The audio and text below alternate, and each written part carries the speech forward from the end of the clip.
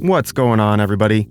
This is the Pro Digital Gear YouTube channel, and today we are going to show you, quite easily, the most unique pre-treat machine I've ever used. The Viper Mini Pretreat Machine. What's really sweet about the Viper Mini is that it's super small, and you can pretty much set up your workspace wherever you want. Now, how in the world am I going to get an even spray if I have to push or pull the thing manually? Well, you don't actually push or pull the thing manually. It has a motorized wheel. You simply install the handle and then push the button, and the Viper Mini does the rest. Of course, you want to drive it and steer it correctly on your shirts, but the motorized wheel ensures that you get a nice, even spray. There's also this awesome little chart in our startup guide that shows you how to lay down the exact amount of pre-treat that you want at the desired spray width. All right, let's go ahead and unbox the Viper Mini. And right off the bat, I can tell you that this was packaged very well.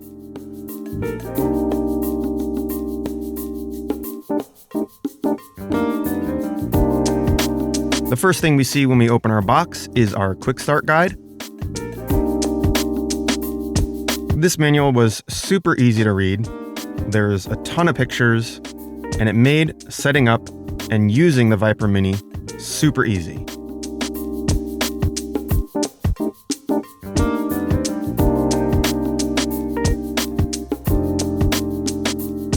Next, we have our power plug and our handle. We have the pre-treat supply tube and the sheath and some zip ties. Also included with the Viper Mini are pre-treat fluids. We have the Image Armor Light Shirt formula.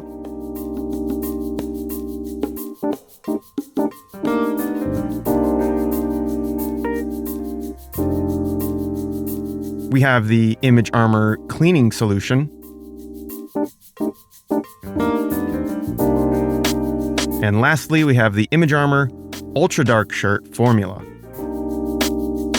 That's really cool that this was included with the Viper Mini.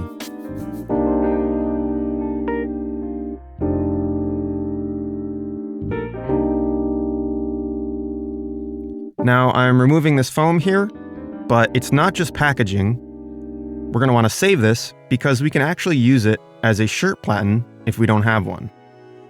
We have this white cup here, and inside is a cleaning brush and an extra spray nozzle and filter.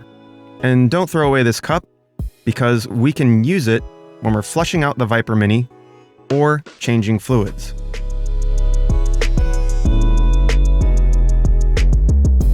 And in this box, we have the other part of our power plug.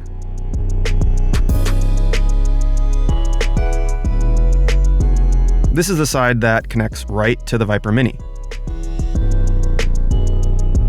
Okay, now let's take out the Viper Mini. Look how small this thing is.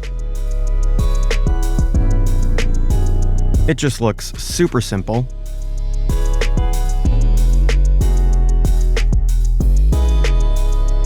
It feels really solid.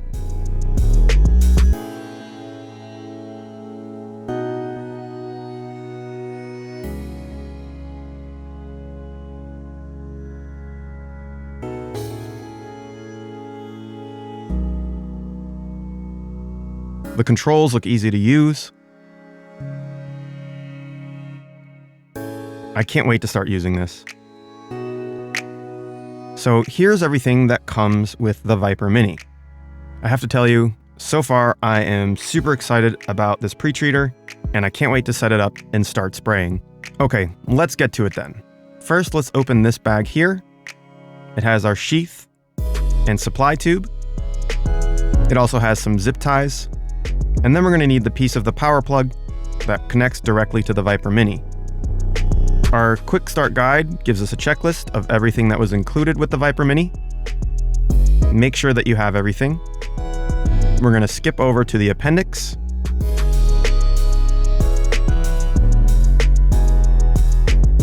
So the first step is running the power supply with the supply tube through the included black sheath.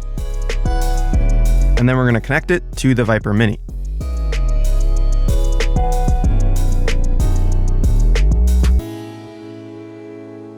First, put together these two ends of the power supply and the supply tube.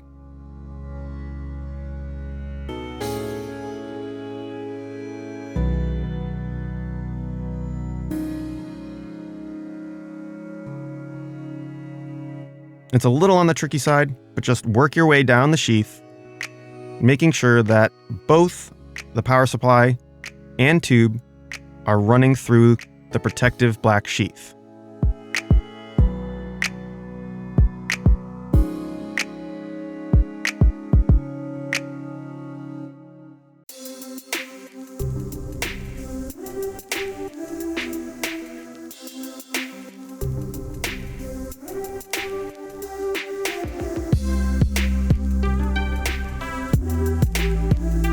Now we need to carefully use the zip ties at each end of the sheath.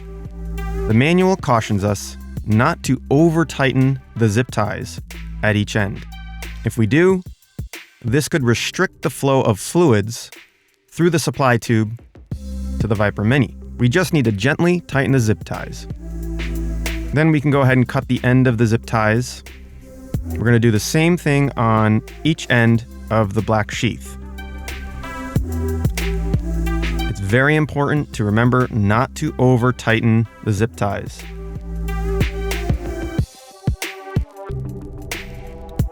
Okay, now we're ready to connect it to the Viper Mini. Also, we can put on our handle. The handle simply threads into the Viper Mini, just like this.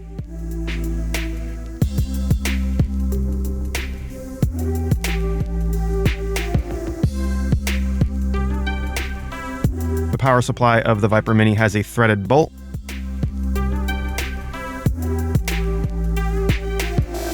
It plugs directly into the Viper Mini, but we also want to remember to screw it on as well. The supply tube simply pushes right into the Viper Mini. Make sure that you push it all the way in and double check by pulling back to see if it locked correctly. Now let's plug in our power cable to the adapter and then also plug it into the wall. Now there's no on or off switch on the Viper Mini, so the Viper Mini will just turn on. Now our directions say to play with the Viper Mini first before we run any liquid through the Viper Mini. And I love playing with toys, so let's start driving this thing around. As you can see, you simply hold the handle, press the button, and the Viper Mini does the rest. The variable speed motor carries you evenly across your surface. Our guide tells us that we don't need to push down or pull on the Viper Mini as we're using it. Just lightly hold onto the handle, press the button, and steer it. As mentioned, the speed on the motor of the Viper Mini can be changed. Changing the speed on the Viper Mini is super easy. Just hit the up and down arrow to the desired speed. As you can see, you can drop it all the way to 20%, and the Viper Mini crawls along like a little snail.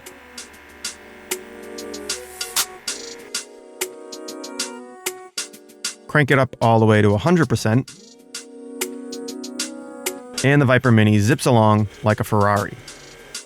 Again, don't forget to save our white cup and our foam pad.